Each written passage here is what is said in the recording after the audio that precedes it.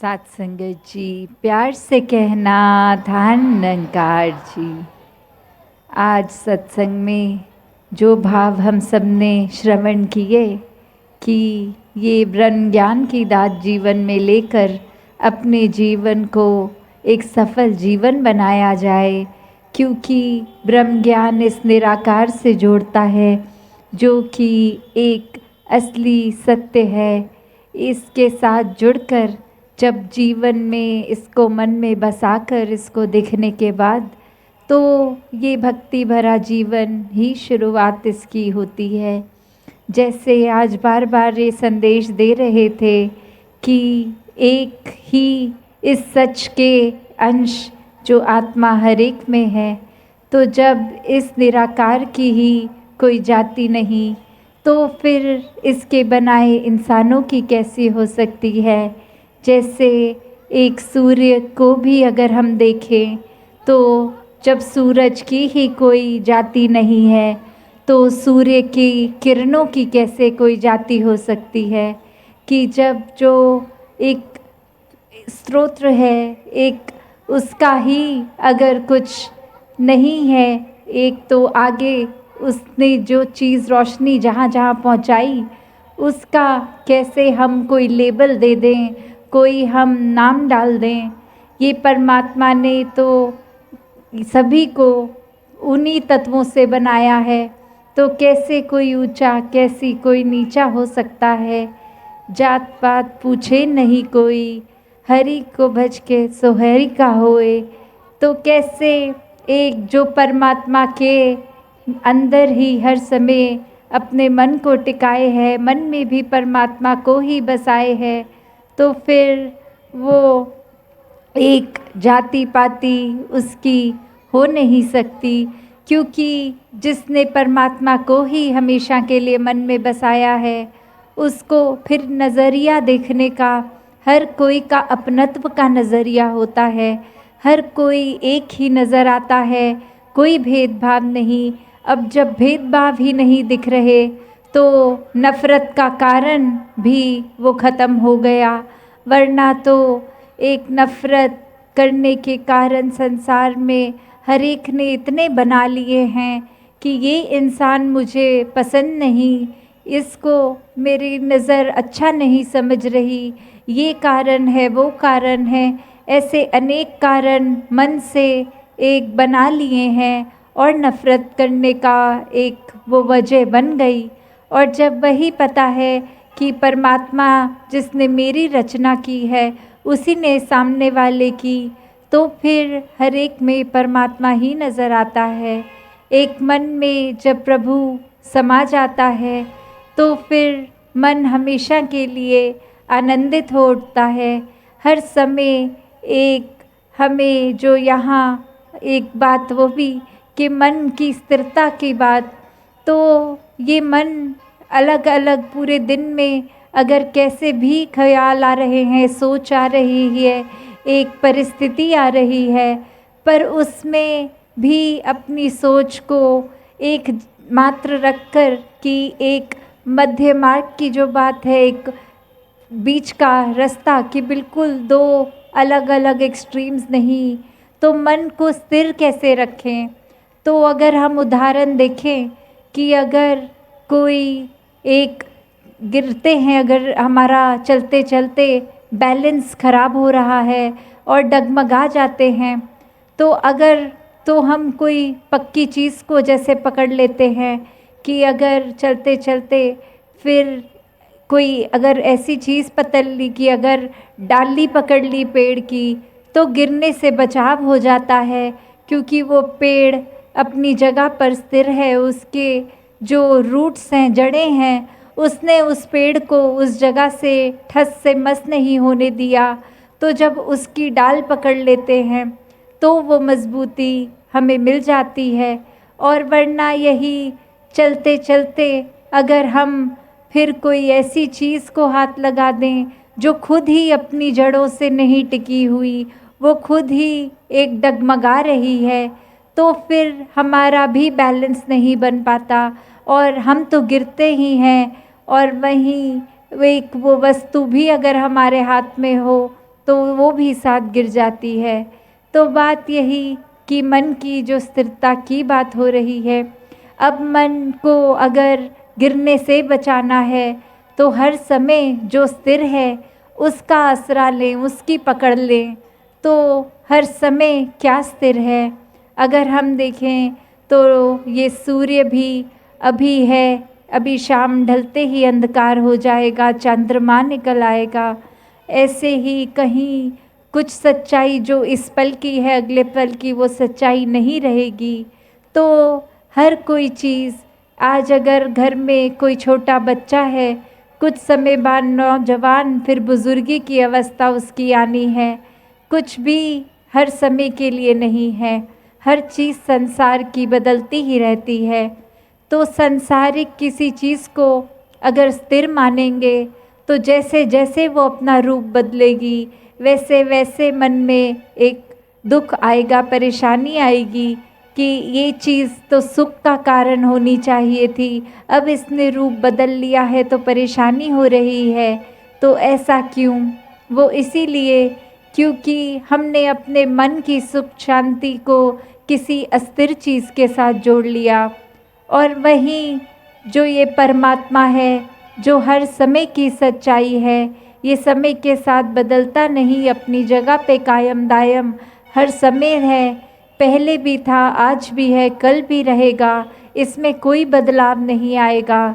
जब इस परमात्मा को देखकर इसके साथ जुड़ते हैं और इसी की एक पकड़ अपने मन पे मजबूत रखते हैं तो जो स्थिर है इसके साथ जुड़ गए तो हम भी स्थिर हो गए। वरना तो दुनिया की चीज़ जहाँ खुद अस्थिर है उनका सहारा लेंगे तो हम भी डगमगाएंगे, हम भी गिर जाएंगे, खुद भी गिरेंगे, औरों को भी अपने साथ दलदल में ही साथ गिरा लेंगे। तो कैसे अपने जीवन को हर समय हम भक्तों वाला जीवन बना के जिएं। हम अपने जीवन में हर समय एक प्यार, नम्रता, सहनशीलता, विशालता, करुणा, जो ये मानवीय गुण हैं, जो एक जीवन में जीने का तरीका, जो एक इंसान की इंसानियत होती है, उसके साथ ये जीना हर किसी को पता है। हर किसी ने ये स्कूल से बछोटी आयु से एक बेसिक सीखा है, तो फिर भी अपने जीवन में ये बात लागू क्यों नहीं हो रही? वो इसलिए क्योंकि ये शिक्षा मात्र कुछ समय के लिए हमने सीख लिया कि अगर कुछ चाहिए किसी से तो उसके आगे मीठे बन जाओ, उसके आगे स्वभाव अच्छा रखो, तो वो इंसान एक इम्प्रेस होके ज़रूर मदद करेगा। और वहीं एक जब कोई ज़रूरत नहीं तो किसी से कठोर तरह बात कर लेते हैं। तो ऐसी एक रूप ये इंसानियत का हरगिज़ असली रूप नहीं है। असली रूप इंसानियत की तो वही है कि जिसके मन में ये परमात्मा निराकार प्रभु समाता है, वो फिर इस परमात्मा का जहाँ खुद भी हो जाता है, सोच भी इस परमात्मा के ऊपर एक आधारित करके पूरे दिन की अपनी दिनचर्या निभाते हुए हर किसी से फिर आदर, सम्मान, सत्कार वो खुद ब खुद आता है। वो इंसानियत अंदर से फिर सिखाने के मात्र नहीं, एक अच्छी तरह हर समय की वो इंसानियत से ही हर किसी से जीता जाता है, एक पेश आता है। तो बात वही कि कुछ समय के लिए हम इंसान नहीं हैं। हम जितने समय के लिए परमात्मा ने जीवन दिया है तो उतने समय के लिए हमें 24 घंटे वो इंसानियत का जीवन रखना है, जो इस परमात्मा से जुड़ के ही मुमकिन हो सकता है। और कैसे फिर अपने जीवन में अपने आप को, जहाँ हम संतों के एक चरण की रज, एक धूल की तरह मानते हैं, वहीं एक बात आती है कि जब हर कोई इतना श्रेष्ठ है, परमात्मा का बनाया, तो इनके लिए समर्पित जीवन ही एक मुबारक जीवन हो सकता है। ये जीवन में फिर हर कोई एक सिर्फ गुजरान मात्र के लिए, जहाँ घर परिवार है, कामकाज है, उस धन दौलत में इतना चकित नहीं कि इतना घुस के रच गया उसी में कि अब हर कुछ ही ये पैसा धन दौलत घर बार रिश्ते नाते लग रहे हैं।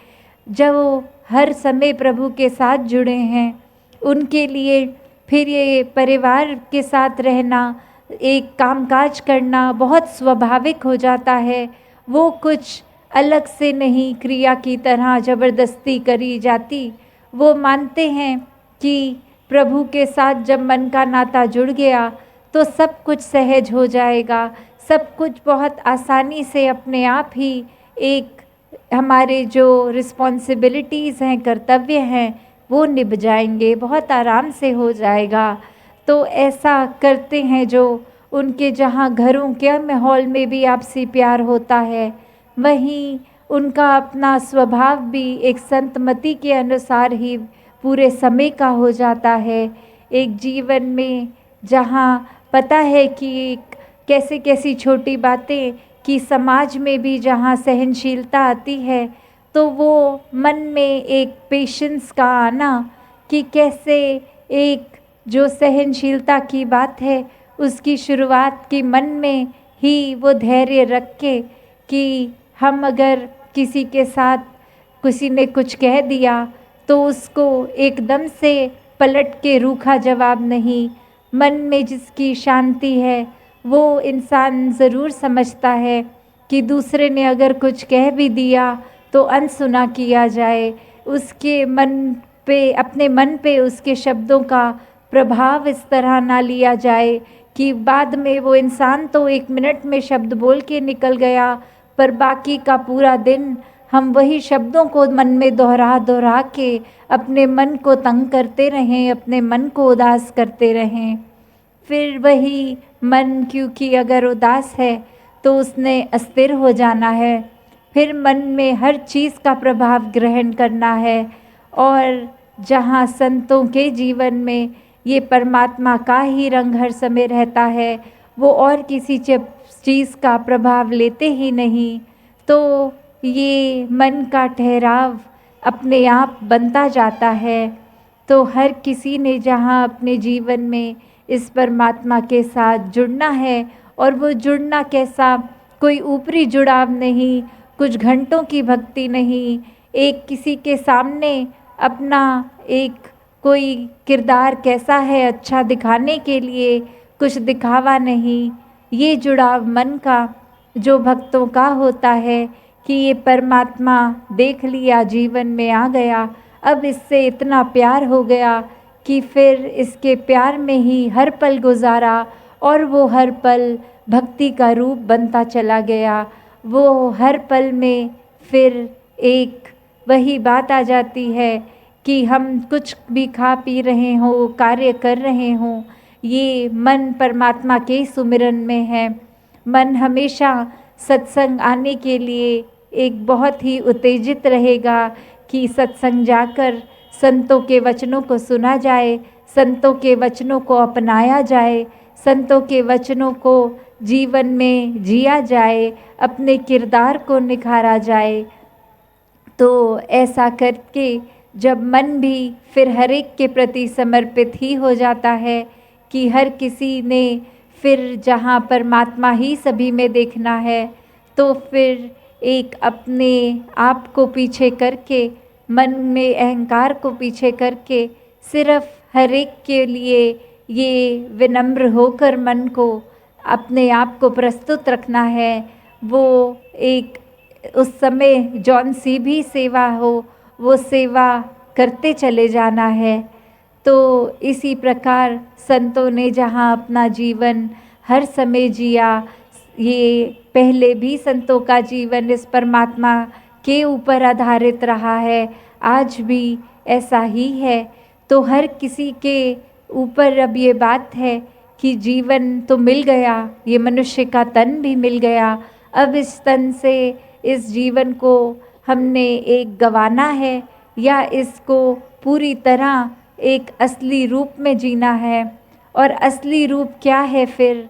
ये आत्मा जो हर एक के तन में है वो परमात्मा की अंश है। इसको एक परमात्मा का पता चलना और परमात्मा में एक में खो के फिर जहाँ जीवन में कुछ भी हो वो दुख का एहसास ही नहीं कर सकता, क्योंकि ये बहुत सहज जीवन बन जाता है और ऐसे जीवन जीने वाले ही भक्त होते हैं। तो भक्तों भरा जीवन जहाँ हर किसी को हासिल हो सकता है, सिर्फ यही कि अपने मन से ये जिज्ञासा रखते हुए कि परमात्मा की पहचान हो और वो ब्रह्म ज्ञान द्वारा निराकार देखकर हर समय आनंदित जीवन, भक्तिमय जीवन जी जा सकता है। सत्संगत जी, धन निरंकार जी।